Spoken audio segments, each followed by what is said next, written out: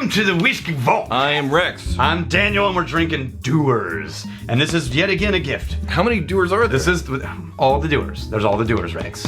He doesn't know. This is a gift from John Cheek, who's a magnificent bastard. John Cheek, you magnificent Bastard.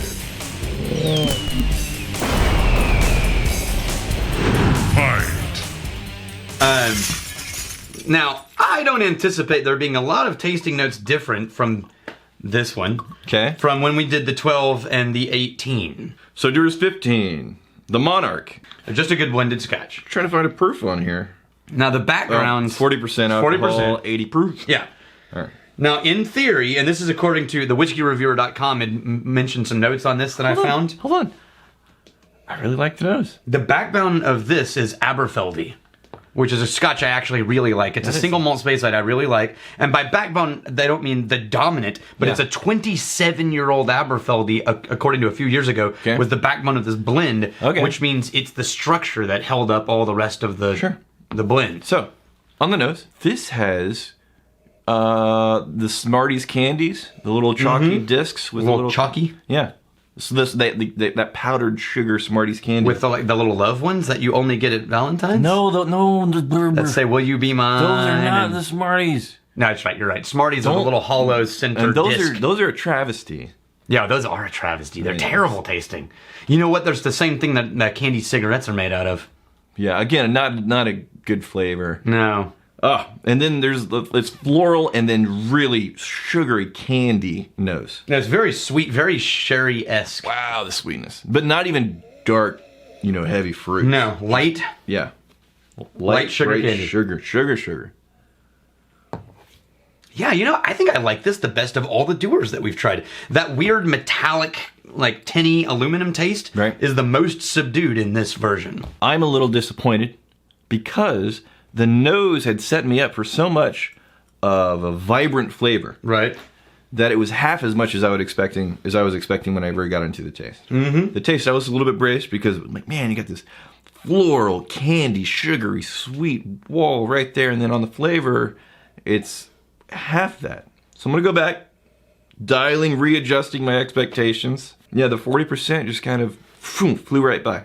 Yeah, it just goes sort of thin, flat, and then a little bit of kernel of sweetness. Yeah. And then it sort of evaporates. Yeah, there's niceness there. But man, as a background whiskey, well, this is perfect. As a background whiskey. Yeah. And as somebody who is relatively new to whiskey, who doesn't want a challenge. Yes. This is going to be lovely for them. Yes, totally agree. Yeah. Who isn't looking for like some really high proof, little thick, hefty body in that whiskey. They just want some nice, sweet flavors, and I think this is going to deliver that. I think. Now it's story time, Rex. For them.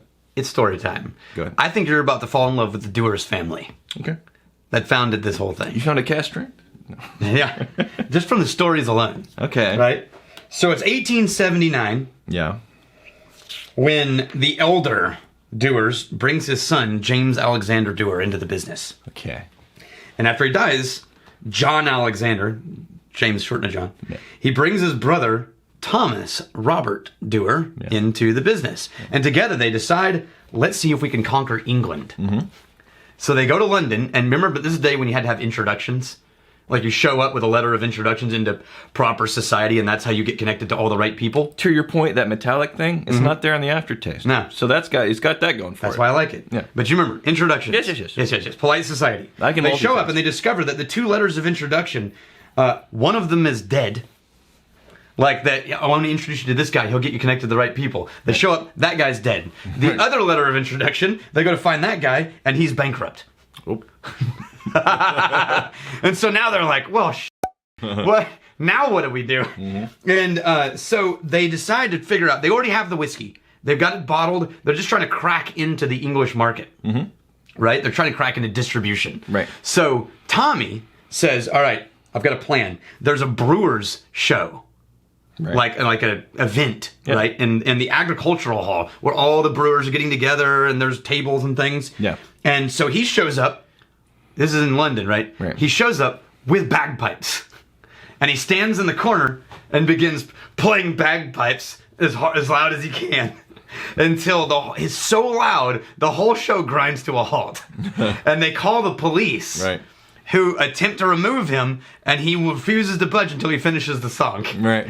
And by the end of the song, everyone in London knew who Tommy Robert Dewar was. And immediately they started getting orders for Dewar's scotch from all the expats who are down in England who are like, we want that guy. Right. We want that whiskey. And they kept going up and up. They got royal warrants for serving whiskey. They got into the house. Right. They just sort of took over everything. Yeah. And by the time they died, Tommy was the cosmopolitan playboy face of the business. Mm-hmm. Right, of course he was, the one who went and played bagpipes in the show.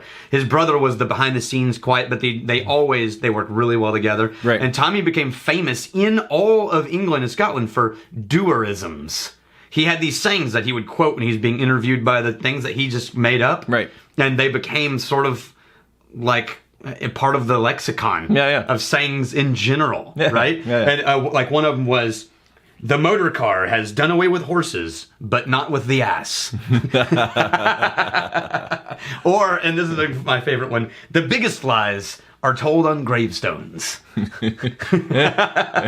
Loving father, husband, and... So, the lesson I think we can learn from good Tommy Dewar's life is never underestimate the value of a good spectacle. That's right! Yeah. I'm just saying. It does things. My kids watched Napoleon Dynamite. Oh, no way! It was Saturday night. My 9-year-old laughing the whole time. Okay. My 13-year-old, well, maybe because he's 13. Wildly uncomfortable? Well, not uncomfortable, just kind of stone-faced the whole time. But you're 13, you don't really give anything. I think maybe it was hitting home. It's a little too accurate for all of his friends. So my 9-year-old, like every 10 minutes, like, Dad, do the thing where like Napoleon does. It's like, oh, idiot, call. You guys should add a segment where you would suggest how much you'd pay for the whiskey that you are reviewing, because I am new to the whiskey world and I find myself overpaying all the time. Ah, okay. This is from SY. Interesting. How much would I pay? So this would be different than a rating. Would it be different than a rating? Well, No. Rex is the wrong person to ask this question of, because he's not going to answer it fairly. He's going to be like, why would I pay for any whiskey? No, look. I have bought like 2 whiskeys in my life. Right? Were they both for you, or was one of them a gift? One was for me. Oh, see? Right?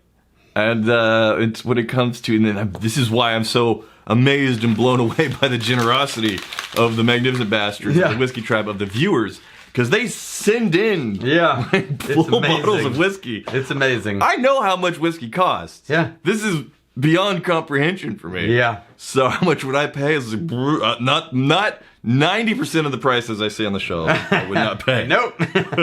Yeah. This is, and I love whiskey. I love whiskey. You're never going to get prices from us for that reason. Yeah. So, I would say watch a video about bang for your buck whiskeys. Right?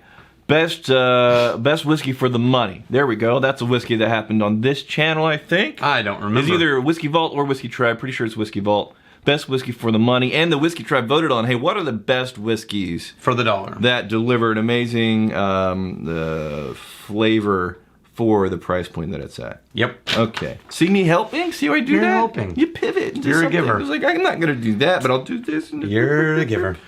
A sturgeon giver. What giver? Sturgeon giver? It's like sturgical. Your approach is sturgical. Well, now I want to know about the sturgeon. You know what a sturgeon is? That's a fish. It's a big fish. Yeah. Why am I a sturgeon giver? Because I stumbled on my words when I called you surgeon earlier and called you a sturgeon. Oh, did you? And now I'm running with it. Well, see, now that I didn't pick that up. I didn't pick that up. Now I have more ammunition. The Moochie Sturgeon. Whiskey Register. Did you guys go on vacation during dry week? No, I wish. We do all the work that we don't do. We worked our asses off last week during dry week, getting caught up on things that we were not able to accomplish when we weren't doing dry week. I shot a bunch of client videos. Yeah. I did a lot of bookkeeping. Yeah, and then, yeah. Thanks for bringing that up, Whiskey Register. One of these days we'll actually vacation during that trip. That'd be nice. That'd be nice. Yeah. On a beach somewhere with the sturgeons. So sorry.